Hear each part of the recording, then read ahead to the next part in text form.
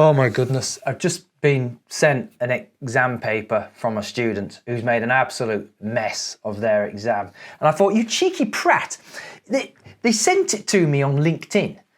And then I realised they're not even one of my students. And it's like, why aren't you asking your own course provider to check your exam paper? And he's like, oh, well, they never answer my questions. Yeah, well, you know, you buy a cheap course, you get what you're given.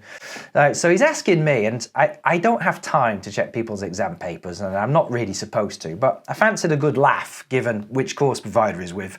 So I took a look, and you know what happened? He didn't answer all the bloody questions. I don't believe it.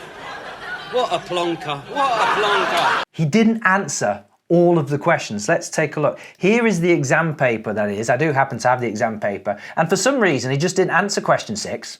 Based on the scenario only, what training would you recommend the organisation arranges for different types of workers to minimise the risk to workers' health and safety? 15 marks. Not a particularly easy question, but it's 15 marks. It's like, you need 45 marks to pass, and you've got 100 marks available. Well, he's not being marked out of 100 anymore. He's been marked out of 85. Out of 85, which means it's not a 45% pass mark anymore, is it? What is it, 55 or something? I don't know. It's like, so he's now being marked out of 85 marks instead of 100. He's just made the whole thing a lot harder for himself. I looked at his other answers and they weren't particularly good either. So, you know, I didn't really know what to say other than, what happened to question 6? And he's like, oh, didn't answer that. And I'm like, well, unlucky son. So there we are. There's a lesson in there for all of us. First of all, don't buy your course from a crap NEBOSH course provider. Shots fired! Shots fired! And there are some out there. You know, you get what you pay for in terms of the quality of the materials and in terms of the support that you get.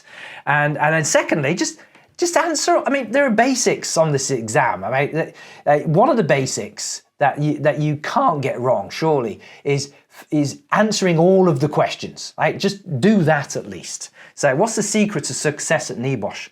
Answering all the bloody questions for one, and then hopefully they're decent answers.